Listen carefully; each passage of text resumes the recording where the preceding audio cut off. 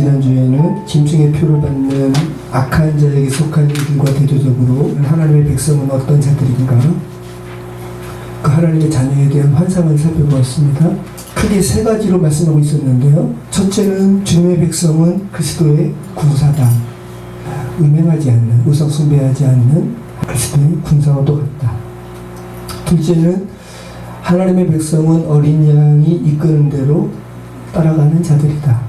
셋째는 하나님의 백성은 사람 가운데서 속량함을 받아서 하나님과 어린 양에게 속한 자임을 말씀하고 있었습니다. 어린 양이 어디로 가는지 따라가는 자라는 본래적인 의미는 뭐라 그랬습니까? 어린 양 그리스도와 같은 길에 서 있는 자. 자, 죄된 세상에 살아가는 자들은 모두 다 자기 의지대로 자기가 가고 싶은 길을 갑니다. 그죠? 근데 하나님의 백성은 그리스도께서 가시는 길이 어디 있는가? 내가 가는 길이 지금 그리스도와 함께 가는 길인가? 그거 분별한다는 말씀이죠. 또 그리스도인들은 하나님께 속한 바 되어서 뭐가 없는 자들이라고 그랬습니까? 거짓이 없는 자들. 세상 사람들은 다 옳다 하는데 하나님께서 아니라고 하시면 그 세상 사람들이 옳다 하는 것은 뭐가 되는 거예요? 거짓이 되는 거죠. 그죠? 세상 사람들이 다 옳다고 한다고 해서 그것이 다 옳은 것은 아니다. 하나님께서 뭐라고 말씀하시는가? 그것을 살펴보는 것이 그리스도인들에게 굉장히 중요합니다. 요즘에 포괄적 차별금지법 많이 들어보셨죠? 지금 발의가 된 단계부터 많은 이야기들을 지금 하고 있는데, 일반적으로 차별금지법에 대해서 어떻게 생각하세요? 라고 하면 80% 가까이가 다 좋습니다라고 이야기하는 거예요, 일반인들이. 근데 막상 차별금지법이 발의가 되고 상정돼서 채택이 되면 동성애 관련해서 우리 통념상에 터부시하는 것들이 활성화될 수 있는데요. 그리고 거기에 대해서 아니라고 이야기하면 처벌받을 수 있습니다 라고 이야기하면 그때서야 비로소 그러면 안 되죠 라고 이야기한다는 거죠. 이렇게 지금 발의하는 단계에서는 굉장히 부드럽게 이야기해요. 그러니까 성소수자와 관련된 법안과 특별히 그 종교 간의 윤리와 충돌되지 않는다고, 서로 상호 조화를 이룰 수 있다고 이야기합니다. 근데 여러분, 어떻게 상호 조화가 가능해요? 동성애에 대해서 지금 교회 성경은 그건 하나님의 법에 위반된다고 이야기하는데 어떻게 이렇게 상호 조화가 가능합니까? 이렇게 문구는 이렇게 부드럽게 이야기한다는 말씀이에요. 그런데 실질적으로는 그럴 수 없다는 거죠. 말장난이라는 거죠. 인권위에서는 다른 나라도 복지가 아주 발달된 유럽에서 선진국에서 이렇게 채택하고 있으니까 우리나라도 해야 됩니다 라고 주장하고 있는데, 결과론적으로 나쁜 결과가 이렇게 도출됐는데 그저 선진국에서 한다고 따라 할 필요는 없는 거죠.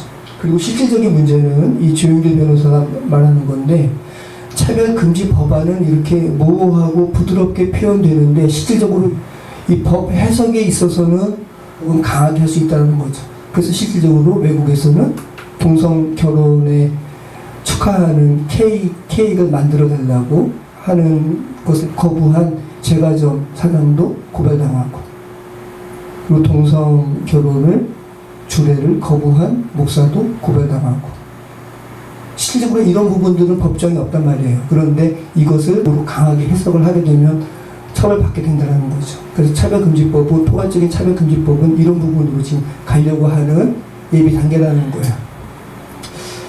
자, 여러분, 아까도 잠시 영상에서 나왔지만 이렇게 성적 지향, 내 성적 지향은 여기에 이끌려, 나는 기계에 이끌려, 나는 소화에 이끌려, 나는 동물에 이끌려, 이게 다 성적 지향이거든요.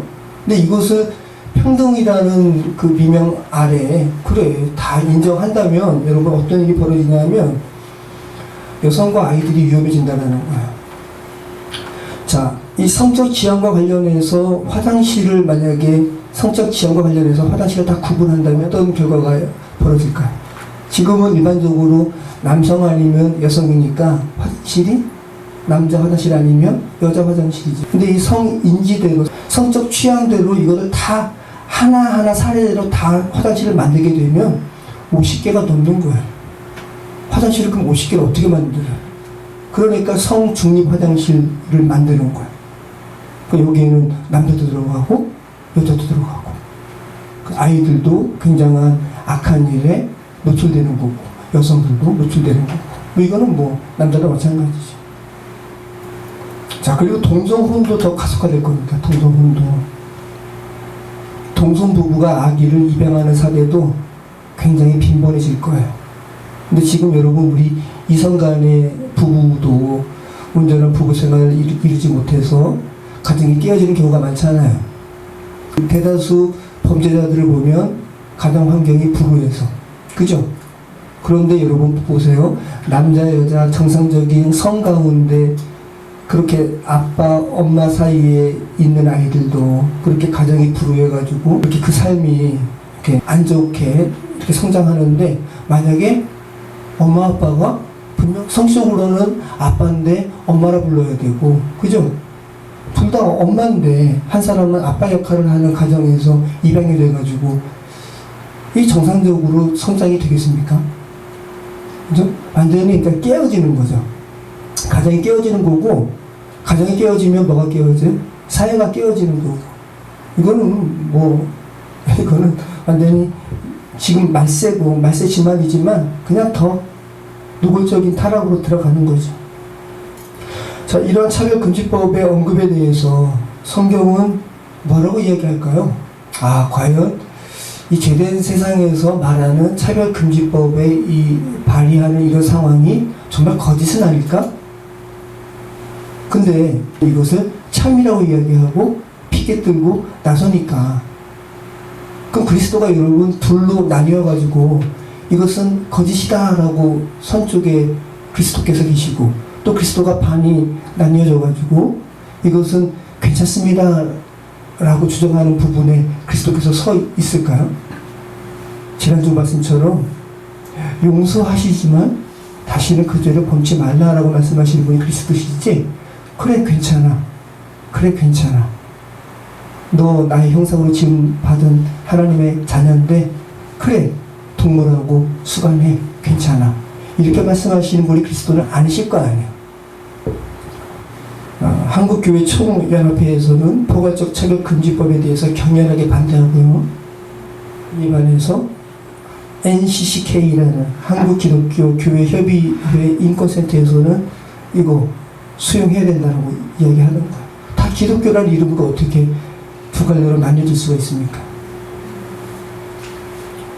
기독교대학감리회 이단대책위원회에서는 포괄적 차별금지법이 이단 및 사이비 대처에 있어서도 평등이라는 미명 아래 대응할 수 없는 그런 위험한 상황에 처할 수 있다고 경고하고 있는 거야. 그죠? 이단입니다 라고 말할 때, 그죠? 이단 당사자, 사이비 당사자들이 차별금지법을 내세워가지고 저쪽에서 감리교회에서 우리 이단이라고 합니다 라고 고발하면, 그죠? 차별금지법에 또 저촉이 되는 거 아니에요. 그러니까 여러모로 악한 법이라는 것을 여러분 잘 생각을 하시기 바랍니다. 자, 오늘 말씀 나누도록 하겠습니다. 오늘은 특별히 새 명이라고 해야 될지, 아무튼 사람은 아니니까 새 천사가 등장해서 각각의 소식을 알립니다. 첫째 천사는 6절부터 7절까지 영원한 복음에 대해서 전하고 있고, 둘째 천사는 8절에서 교회를 대적하여 우상을 숭배케 하는 세력을 통칭하는 바벨론의 멸망에 대해서 전하고 있고, 셋째 천사는 9절부터 11절까지 악인들의 궁극적인 멸망, 심판에 대해서 전하고 있습니다. 우리 한번 6절부터 7절까지 읽어보겠습니다. 또 보니 다른 천사가 공중에 날아가는데 땅에 거주하는 자들 곧 모든 민족과 종족과 방언과 백성에게 전할 영원한 복음을 가졌더라. 그가 큰 음성으로 이르되 하나님을 두려워하며 그에게 영광을 돌리라. 이는 그의 심판의 시간이 이르렀으니 하늘과 땅과 바다와 물들의 근원을 만드신 이를 경배하라 하더라. 아멘. 자, 요한의 환상을 보는데 새 천사 중 첫 번째 천사가 공중에 날아갑니다. 여기서 이 공중이라고 표현된 번역된 말은 하늘, 우라노스라는 말과 중앙, 메소스의 합성어예요.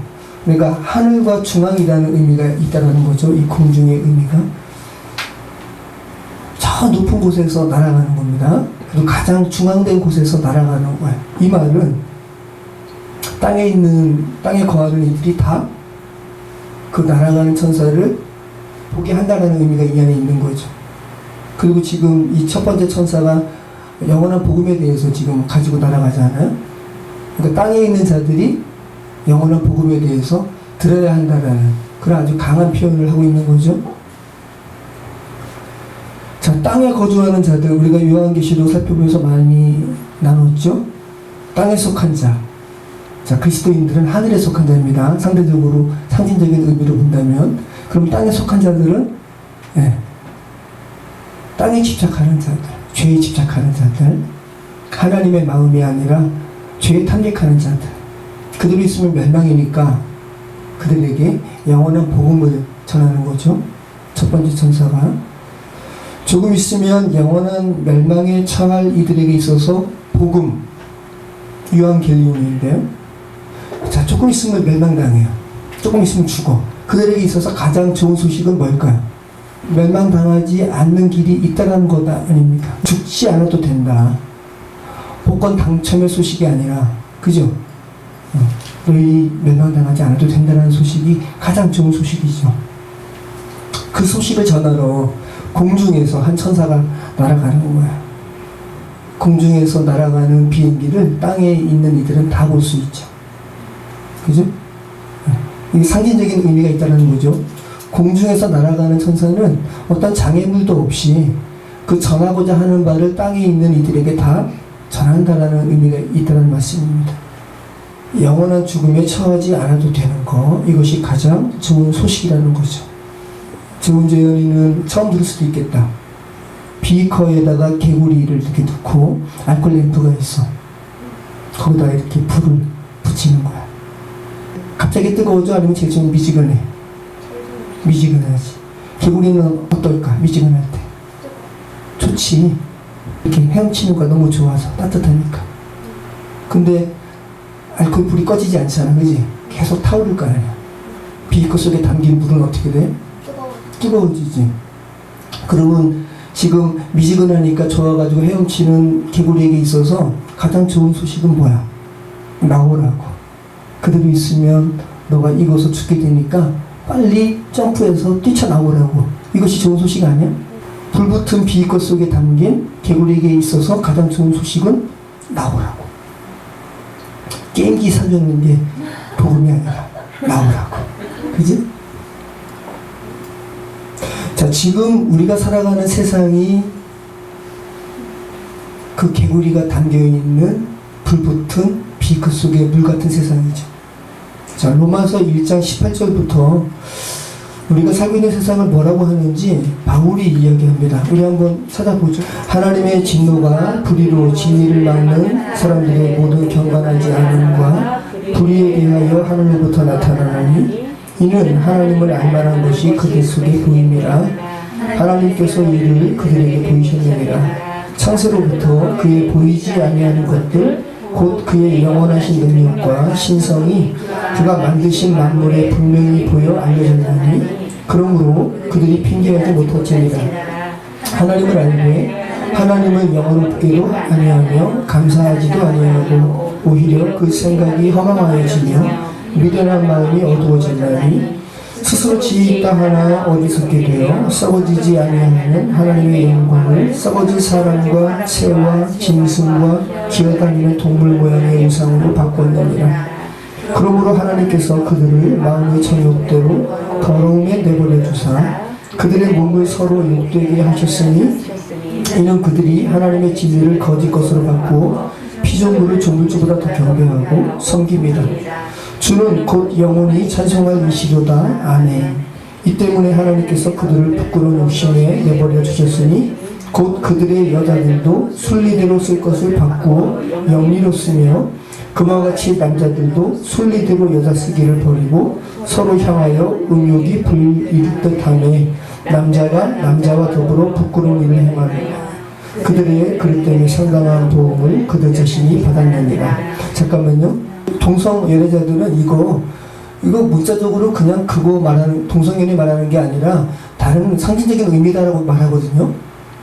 근데 여러분 1차적으로는 동성연애 말하는 게 맞아요. 네.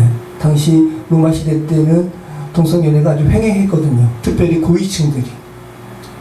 특별히 고위층들은 여자 쓰기를 이렇게 즐겨하지 않고 아주 뭐라 그래요? 아주 젊은 예쁜 남자를 그렇게 동성애하는 것을 굉장히 높은 쪽에 자기가 속하는 것이라고 그렇게 드러내는 그런 문화가 있었어요. 그리고 전쟁을 하게 되면 노예를 잡잖아요.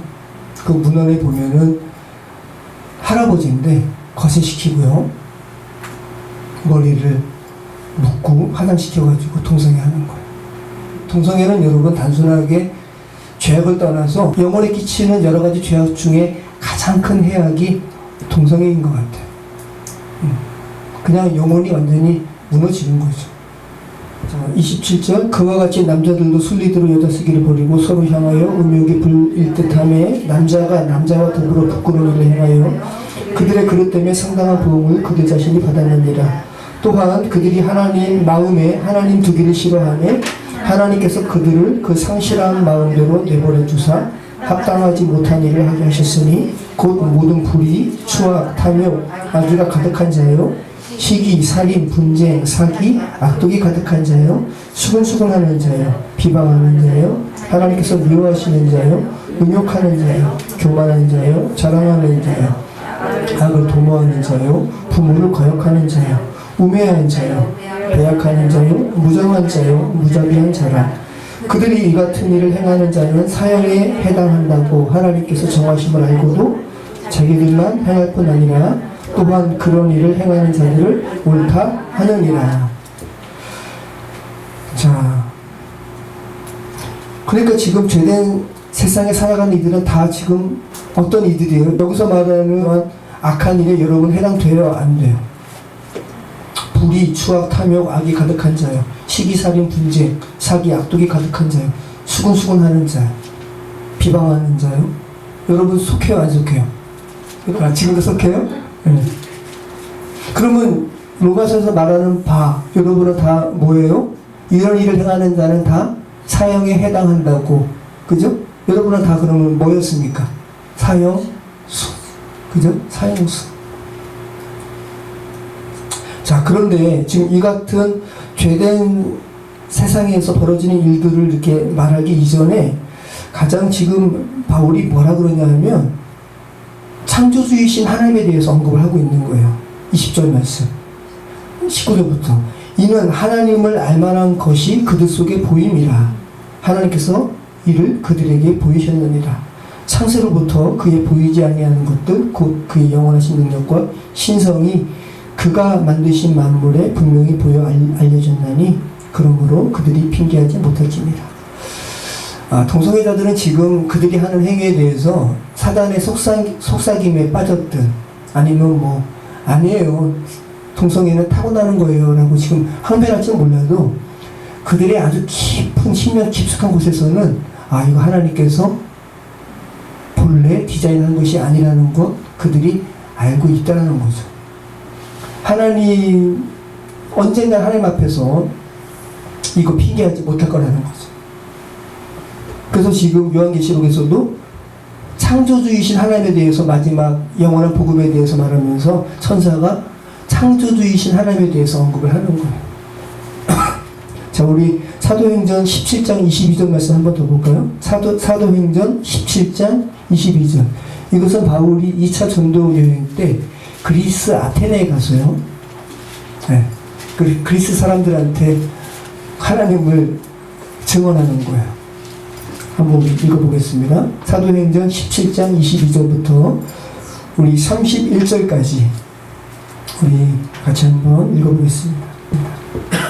바울이 아레오파고 가운데 서서 말하되 아덴 사람들아, 아테네입니다. 아테네 사람들아, 너희를 보니 범사에 존귀심이 많도다.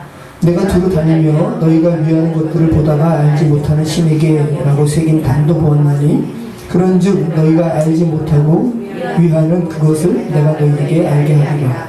우주와 그 가운데 있는 만물을 지으신 하나님께서는 천지의 주제시니 손으로 전에 지은 전에 계시지 아니하시고 또 무엇이 부족한 것처럼 사람의 손으로 섬김을 받으시는 것이 아니니 이는 만민에게 생명과 호흡과 만물을 친히 주시는 이시니라.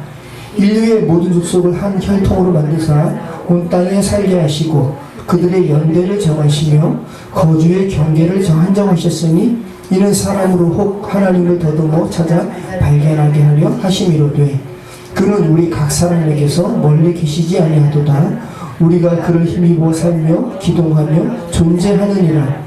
너희 시인 중 어떤 사람들의 말과 같이 우리가 그의 소생이라 하니 이와 같이 하나님의 소생이 되었은즉 하나님을 금이나 은이나 돌에나 사람의 기술과 고안으로 새긴 것들과 같이 여길 것이 아니니라.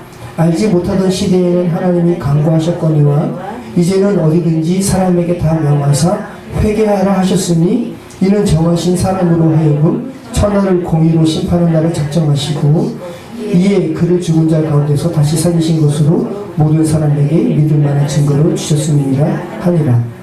아까 로마서 쓴 거 똑같죠? 네. 이 바울이 쓴 거니까, 그죠? 아까 로마서에서도 너희가 핑계하지 못할 것이다. 하나님을 알만한 것이 다 만물에 보여 알려졌다. 여기서도 지금 그렇게 말씀하시죠? 사람으로 혹 하나님을 더듬어 찾아 발견하게 하셨다. 누가 나에게 창조주신 하나님 알려주지 않았어요 라고 항변할 수 없다는 거예요. 네. 다 그 인생을 살아가면서 자연을 보면서 아 정말 이것이 우연히 이렇게 이루어질 수 없는 것이구나. 정말 인격적인 하나님께서 계시구나라는 것을 어떤 영혼도 부인하지 못할 거라고 지금 바울이 말하고 있는 거죠. 그런데 이런 세상에 하나님께서 창조하신 세상을 살아가면서 죄된 세상에서는 사람들이 그 하나님을 고의적으로 거역하고, 그죠? 자기 멋대로 살아가는 시대가 죄된 시대고 계속 오늘날도 마찬가지고요. 자, 이 같은 세상의 첫 번째 천사가 전하는 영원한 복음이 아까도 드린 말씀처럼 뭐라는 거예요? 우리 한번 첫 번째 천사가 말하는 거 다시 한번 읽어볼까요?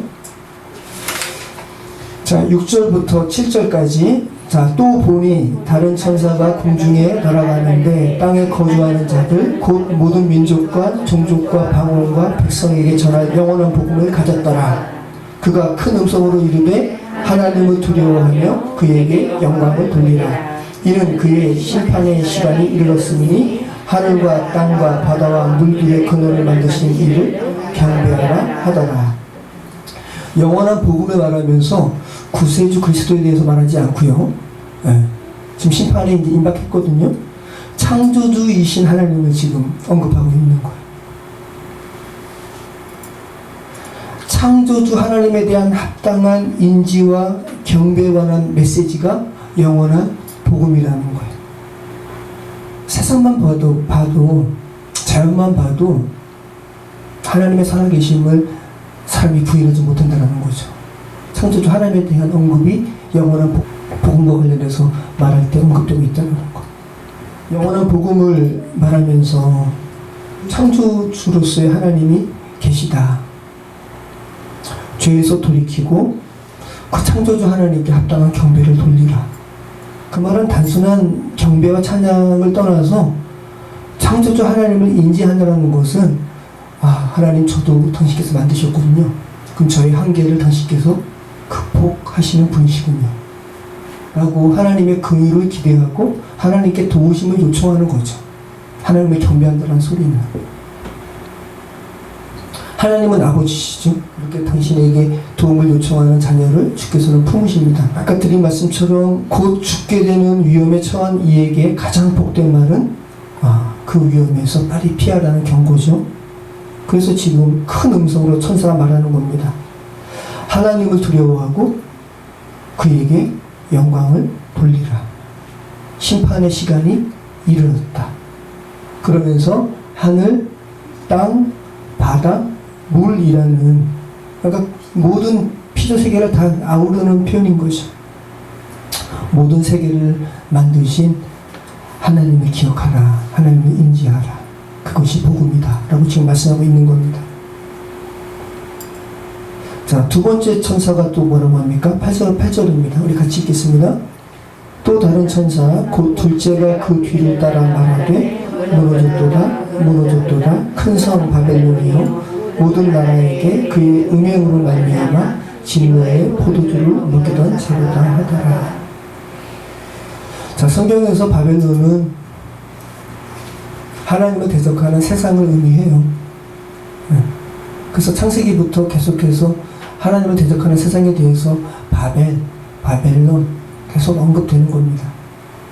창세기에서는 특별히 시나 땅에 이르러서 하나님께 대적해서 하늘에 닿는 탑을 쌓으려는 시도가 하나님에 의해서 무너졌죠. 그리고 실질적으로 하나님께서 인간의 역사 시대에 정말 제국의 이름도 바벨론입니다. 아주 잠깐 이렇게 흥황케 하셔가지고 하나님의 백성 남유다를 멸망시킨 제국이 바벨론. 그죠? 그리고 이 요한계시록의 실제적인 시대인 사도 요한의 시대에서는 바벨론이 그럼 누구를, 어떤 제국을 의미하는 거야? 로마 제국. 로마 제국을 또 일차적으로 바벨론으로 지금 쓰고 있는 거죠. 하지만 이때는 로마 제국이 흥황한 그 제국이었는데 뭐라 그래요? 무너졌도다 큰 성 바벨론이요. 과거형으로 쓰고 있죠. 그래서 이것은 단순한 로마 제국, 세상 제국만 의미하는 것이 아니라 하나님을 대적하는 모든 세력의 통칭임을 우리는 알 수 있는 거죠. 죄된 세상을 살아가는 이들에게는 여전히 죄된 세상이 존재하고 있지만, 그죠? 이건 묵시니까 무너졌도다. 궁극적으로 무너진 거 아닙니까? 십자가에 의해서. 그 바벨론이 어떤 도시라고 이야기합니까? 큰 성 바벨론이요. 무너졌도다 큰 성 바벨론이요. 모든 나라에게, 모든 나라.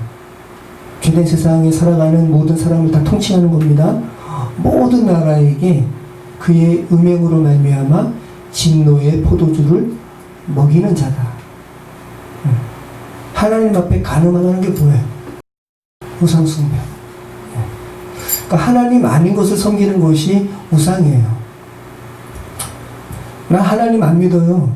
그렇다고 나는 우상도 안 섬겨요. 나는 나만 믿어요. 그게 우상이에요. 자기가 우상이거든요. 나는 우리 아들만 최고면 돼요. 아들이 우상인 거죠. 자, 이 포도주도 계시록에서 상징적으로 쓰이는 거예요. 포도주가 붓죠. 그래서 그 하나님께서 심판하실 때, 그리스도께서 심판하실 때 포도주 틀을 밟는 것으로. 그럼 그 바닥이 어떻게 되겠습니까? 붓죠. 그 심판을 의미하는 거고. 포도주도 계시록에서 계속해서 상징적으로 쓰입니다. 진노의 의미와 관련해서. 오늘 본문처럼 진노의 포도주로 이렇게 쓰이고 있습니다. 바벨론이 이 악한 사단의 악한 시스템이 세상 나라로 하여금 음행케 해서 진노의 포도주를 마시게 했다. 이미 그거 마시고 취했다라는 거죠. 완료된 상황으로 지금 말하고 있는 거예요. 예레미야 51장 7절에도 이런 말씀이 있는데 이거 차용한 거죠. 바벨론은 여호와의 손에 잡혀 있어 온 세계가 취하게 하는 금잔이라 뭇 민족이 그 포도주를 마심으로 미쳤도다. 미쳤어요. 그죠? 이 세상은 미쳤습니다.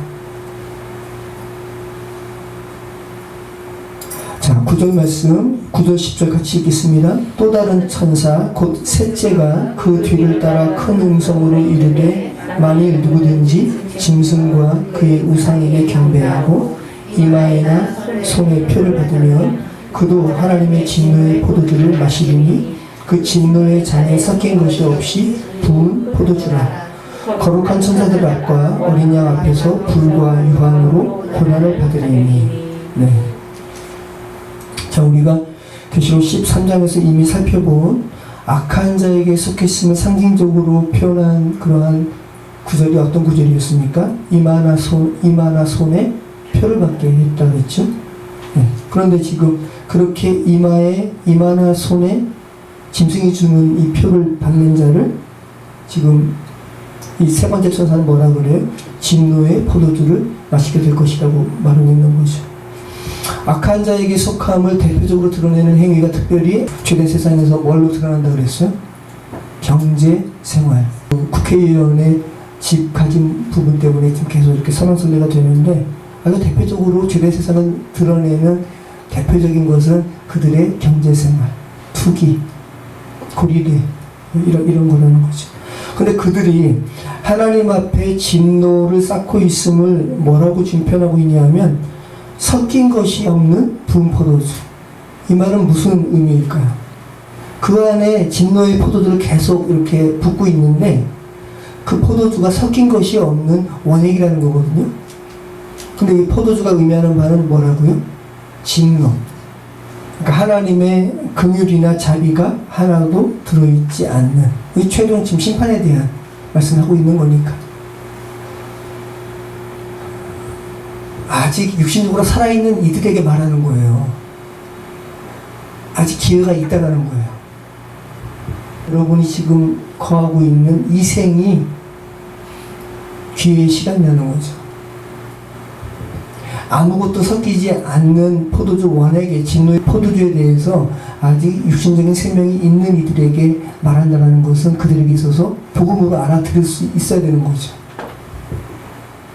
원액은 너무 강해서 물을 타서 마시는데 지금 악한 자에게 속한 이들이 받아 마시는 하나님의 진노의 포도주는 원액 그대로다. 자, 거룩한 천사들 앞과 어린 양 앞에서 불과 유황으로 고난을 받으리니. 자, 여러분 계시록의 말씀은 상징과 은유로 가득 차 있잖아요. 그럼 이 불과 유황, 지옥을 대표적으로 말하는 이런 단어가 불과 유황인데 지옥불에서 유황불에서 이렇게 고통받는 걸로 많이들 이야기하잖아요. 그러면 이 불과 유황도 은유예요? 아니면 이거는 실제예요? 이것만 또 실제라고 이야기하는 것은 이것도 상징입니다. 근데 여러분 상징이라고 해가지고 그러면 실질적으로 지옥불 없는 거네? 실질적으로 유황에 우리가 타들어가는 이런 고통 없는 거네? 지옥에 없음을 말하는 게 아니에요. 여러분 상징이 더 강해요? 실제가 더 강해요? 실제가 더 강한 거예요. 실제를 표현할 수가 없으니까 실제를 연상할 수 있는 상징으로 말하는 거예요.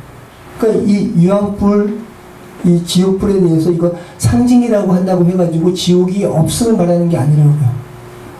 유황과 불은 전통적으로 하나님을 거절하는 자들의 운명이 어떻게 될 것인가를 히브리인들이 계속 전통적으로 이렇게 표현한 상징이지만 상징이라 해서 다행이라고 생각하면 안 된다는 거. 실제는 상징보다 더 크다라는 거. 상징은 실제를 다 담아낼 수 없다라는 거. 비유와 상징이 마치 이런 것 같아 라고 이정표를 제시하는 것 뿐이지 어떤 크기를 생각한다면 그 상징하는 바는 그 느낌상의 일부만 표현할 뿐이라는 거. 악한 자의 결국은 천사와 어린 양 앞에서 유황과 불로 인해서 고통받는 것처럼 아주 극히 아주 약간만 표현해 줄게 이런 것처럼 너희의 결국은 엄청나다라는 것을 지금 말씀하고 있다는 거죠. 11절 말씀 같이 읽겠습니다. 그 고난의 연기가 세세토록 올라가리로다. 짐승과 그의 우상에게 경배하고 그의 이름표를 받는 자는 누구든지 반납 쉼을 얻지 못하리라 하더라. 자, 이 세세토록이라고 번역된 말이 헬라어 아이온 이렇게 두 번 연달아 된 부분을 세세토록으로 번역했거든요. 아이온, 영원이란 말입니다. 그 고난의 연기가 영원히. 그러니까 악인들이 받는 결국이 영원하다라는 거예요. 그 고통이. 근데 그렇게 하나님의 형상으로 지음받은 자들이 그렇게 영원한 고통에 있지 않기를 바라셔서 첫 번째 천사를 통해서 전한 복음이 어떤 복음이었다고요? 영원한 복음. 창조주 하나님을 인식하게 하는 복음. 영원한 고통에 들어가지 않도록 지금 다 연결되어 있음을 우리는 알게 됩니다. 하나님의 성도를 사랑하는 하나님의 사랑이 영원한 것처럼 그 하나님의 사랑을 의도적으로 하나님이 알만한 것이 이미 보였음에도 불구하고 의도적으로 고의적으로 거절하는 이들이 받는 고통은 영원하다. 그러하기에 그래서 성도는 뭐 해야 된다? 인내해야 된다 라고 11절부터 말씀하고 있습니다. 같이 읽겠습니다. 성도들의 인내가 여기 있나니 그들은 하나님의 계명과 예수에 대한 믿음을 지키는 자니라. 그래서 공동 번역은 이렇게 번역했어요. 그래서 이렇게 악인들이 받는 고통은 영원해. 그래서 하나님의 계명을 지키고 예수께 대한 믿음을 지키는 자들에게는 인내가 필요하다. 그러니까 격려의 의미죠. 너희 지금 쉽지 않은 세대 세상에서 살아가는데 너희 인내해라. 영원한 고통에 들어가지 않도록. 지금 격려하고 있는 겁니다. 조금만 참아라. 너희는 이제 영원한 하나님의 사랑 가운데 거하게 된다. 표준세 번역 이렇게 번역하고 있어요. 하나님의 계명과 예수를 믿는 믿음을 지키는 성도들에게는 인내가 필요하다. 현대인의 성경. 그래서 하나님의 계명을 지키며 예수를 충실히 믿는 성도들은 이런 때에 인내가 필요하다. 현대의 성경. 그러니 우리 성도는 다 이에 격려를 받고 하나님의 백성으로서 끝까지 계명을 지키고 예수를 의지하여 닥쳐오는 어떠한 시련과 박해에도 견디고 나아가야 된다. 자, 그리고 13절부터는 지금 전혀 새로운 의미로 위로하는 메시지가 나오죠. 자, 13절 같이 읽겠습니다. 또 내가 들으니 하늘에서 음성이 나서 이르되 기록하라. 지금 이 이후로 주 안에서 죽는 자들은 복이 있도다 하시매 성령이 이르시되 그러하다. 그들이 수고를 그치고 쉬리니 이는 그들의 행한 일이 따름이라 하시더라. 자, 축복문이잖아요. 또 내가 들으니 하늘에서 어떤 음성이 납니다. 하나님의 음성이죠. 기록하라. 지금 이후로 주 안에서 죽는 자들은 복이 있도다. 자, 어떤 죽음에 있어서 굉장히 좀 중요한 것을 말하고 있는데, 어떤 죽음에 있어서 중요한 것은 죽음의 방식이나 삶의 짧고 길고 이 삶의 길이가 아니라, 죽음에 있어서 정말 중요한 것은 뭐라는 거예요? 그리스도와 연합한 죽음이었는가? 그죠? 지금 그러잖아요. 어디서 죽는 이들, 주 안에서 죽는 자들은 복이 있다.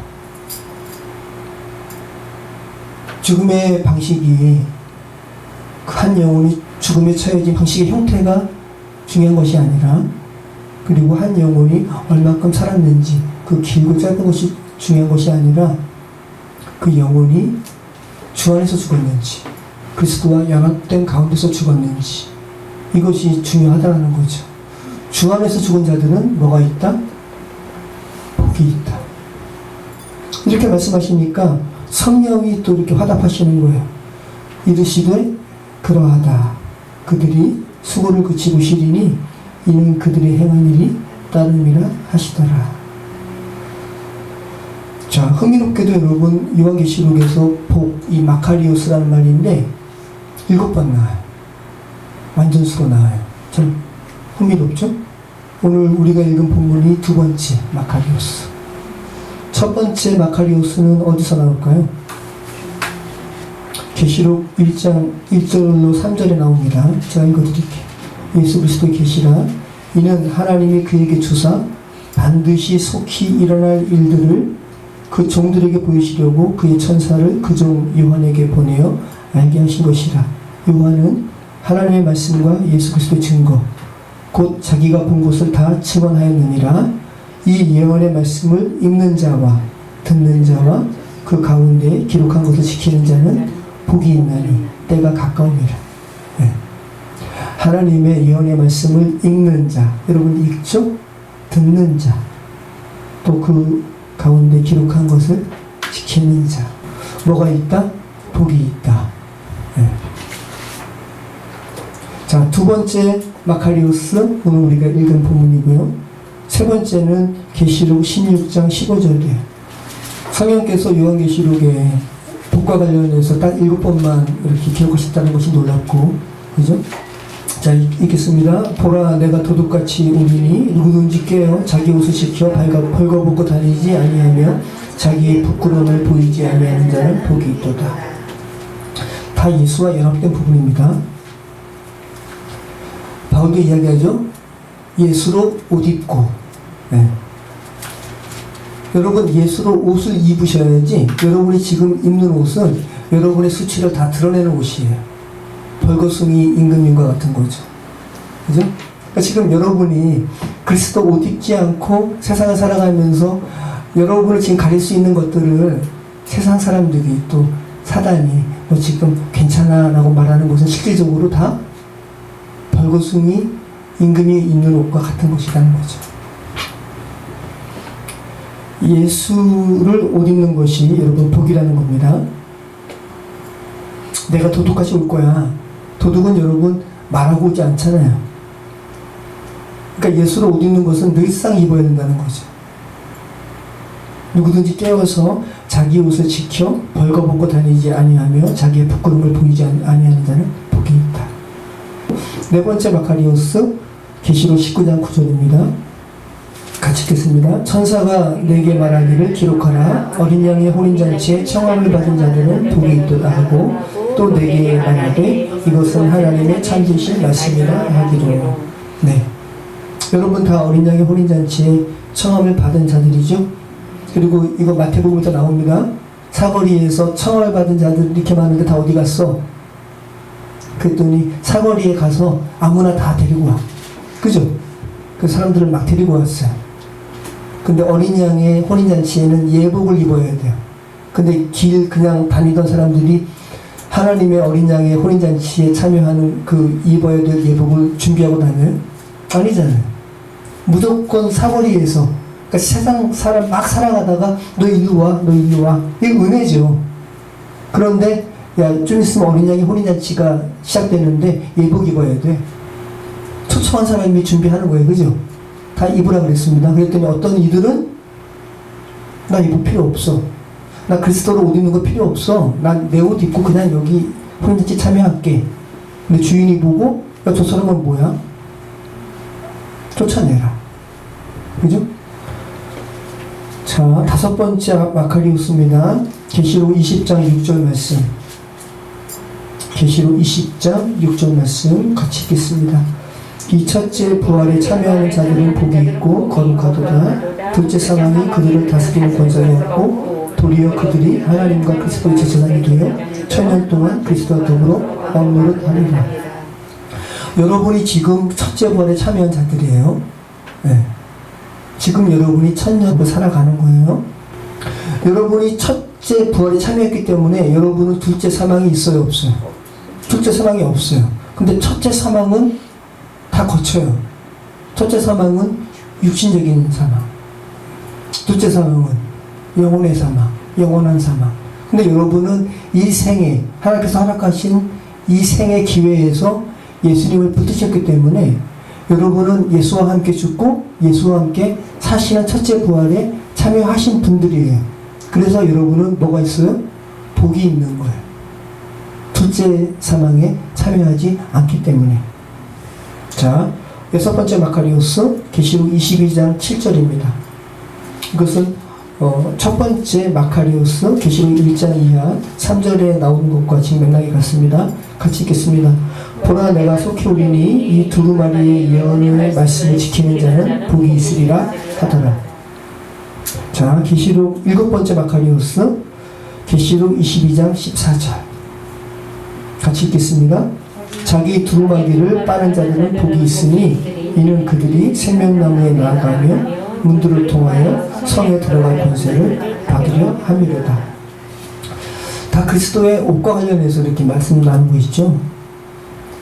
자기 두루마기를 빠는 자들. 뭐에 빠나요? 그리스도의 피에, 그리스도의 보혈로 빠는 거예요. 참 놀라운 은혜죠. 그리스도의 피는 붉은데, 근데 그 붉은 피에 빨면 옷이 휘어진다. 얼마나 놀랍습니까? 주홍같이 너희 죄가 붉을지라도 휘어질 것이다. 동이서에서 먼 것 같이. 아주 놀라운 표현입니다. 이사야 말씀인데 돈과 선은 서로 만날 수가 있어요, 없어요? 없어요. 여러분을 죄에서 그렇게 관계없는 자로 만드신다는 것. 그것이 주님의 은혜입니다. 복입니다. 자, 또 내가 들으니 하늘에서 음성이 나서 이르되 기록하라. 지금 이후로 주 안에서 죽는 자들은 복이 있도다 하시매 성령이 이르시되 그러하다. 그들이 수고를 그치고 쉬리니 이는 그들의 행한 일이 따름이라 하시더라. 이 수고는 코포스라는 말이거든요. 슬픔으로 가슴을 치는 거예요. 의미가. 자, 이 부분을 13절 말씀을 제가 공동번역에서는 이렇게 번역하고 있습니다. 나는 또 이제부터는 주님을 섬기다가 죽는 사람들이 행복하다고 기록하여라 하고 외치는 소리가 하늘에서 나는 것을 들었습니다. 그러자 성령께서 옳은 말이다. 그들은 수고를 그치고 쉬게 될 것이다. 그들의 업적이 언제나 남아있기 때문이다 하고 말씀하셨습니다. 그러니까 지금 그들이 그러하다. 그들이 수고를 그치고 쉬리니 이는 그들의 행한 일이 따름이라 하시더라. 이는 그들의 행한 일이 따름이라 하시더라를 지금 어떻게 이야기하고 있냐면 주 안에서 죽는 자들은 복이 있다. 그들이 수고를 그치고 쉬게 될 것이다. 왜냐하면 그들이 삶 가운데 인내로서 그리스도를 믿음으로 하나님을 붙들고 살아간 그들의 삶이 증거로서 그들의 삶을 이렇게 보증하고 있다는 것을 지금 말씀하고 있다는 거죠. 표준세번역은 이렇게 번역해요. 나는 또 하늘에서 들려오는 음성을 들었습니다. 기록하여라. 이제부터 주님 안에서 죽는 사람들은 복이 있다. 그러자 성령께서 말씀하셨습니다. 그렇다. 그들은 수고를 그치고 쉬게 될 것이다. 그들이 행한 일이 그들을 따라다니기 때문이다. 자, 현대인의 성경도 이것은 그들의 행한 일이 그들을 따라다니기 때문이다. 현대어 성경도 이제 그들은 모든 수고와 시련에서 벗어나 쉬게 될 것이다. 그들의 착한 행실이 영원히 남아있기 때문이다. 라고 말씀하셨습니다. 여러분, 죄된 세상에서 그리스도인의 삶은 가슴을 치듯이 수고로운 삶입니다. 그런데 그리스도인의 이 선한 행위와 고통을 견디는 모습은 산자와 죽은 자를 가르는 심판 앞에서 그리스도인을 증거하는 그들을 위한 증거로 남게 된다는 말씀을 지금 하고 있는 거죠. 여러분이 참된 그리스도인으로서 살아가려고 쟁투하는 한순간 한순간이 여러분이 하나님 안에서 자녀임을 증언하는 그 증거로서 영원히 따라다닐 거라고 지금 성령이 말씀하고 있다는 거예요. 이 말씀이 저 여러분에게 위로가 되었으면 좋겠고 또 이 말씀 붙들고 그러한 주께서 인정하시는 삶을 살아가시는 그런 인생 되시기를 축원합니다. 기도하겠습니다. 우리가 첫째 부활에 참여한 자임을 고백합니다. 그래서 둘째 상황이 우리에게 없음을 고백합니다. 성령 하나님, 정말 창조주 하나님을 날마다 인식하는 것이 얼마나 복된 것인지, 또 이 세상을 살아가는 이들에게 그렇게 하나님 없음을 이야기하면서 자고하면서 죄악된 생활 가운데 살아가는 이들이 마땅히 인식해야 하는 것은 창조주 하나님이시라는 것을 저희가 전하는 우리 인생 되게 하여 주시옵소서. 감사드리며 예수 그리스도 이름으로 기도합니다. 아멘.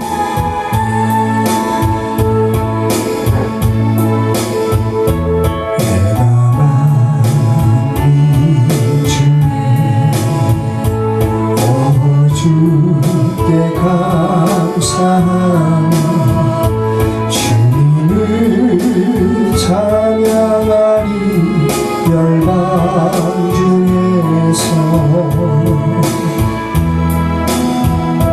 주님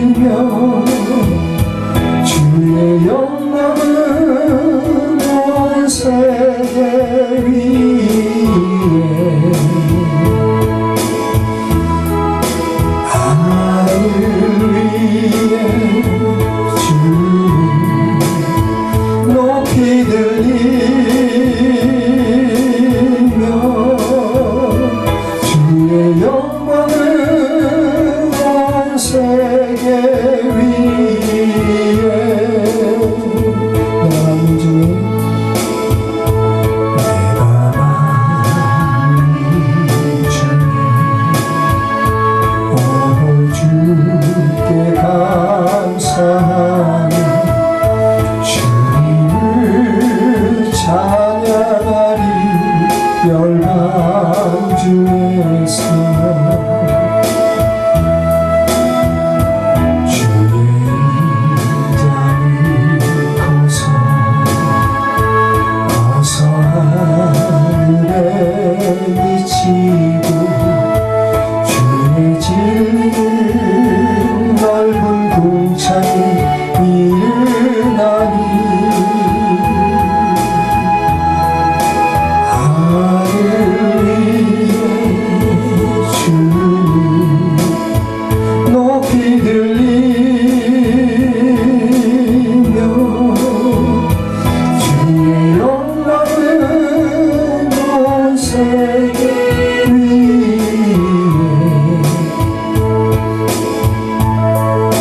하늘 위에 주님 높이 들리며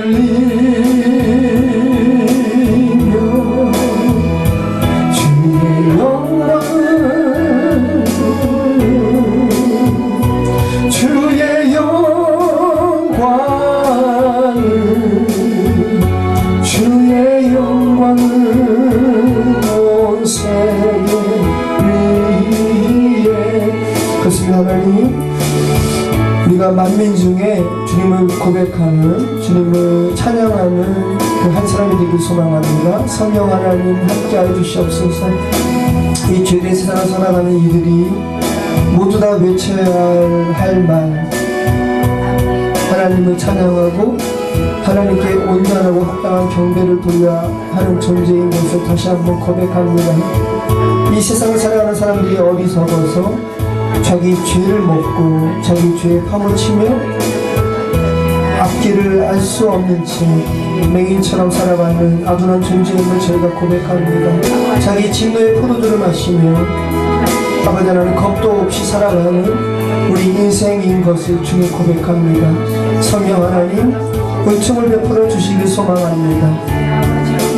만민 중에 하나님을 고백하고 하나님을 찬양하는 것이 얼마나 복된 것임을 저희가 알기를 원하고, 저에게 허락하신 입술과 저에게 허락하신 목소리로 우리를 창조하신 창조주 하나님을 경배하는 것이 얼마나 큰 특권이고 얼마나 큰 복임을 저희가 고백합니다. 주시옵소서. 긍휼히 여겨 주시옵소서. 하루 사이와 같은 우리 인생을 주님 긍휼히 여겨 주시옵소서. 성령 하나님 은총 베풀어 주시옵소서.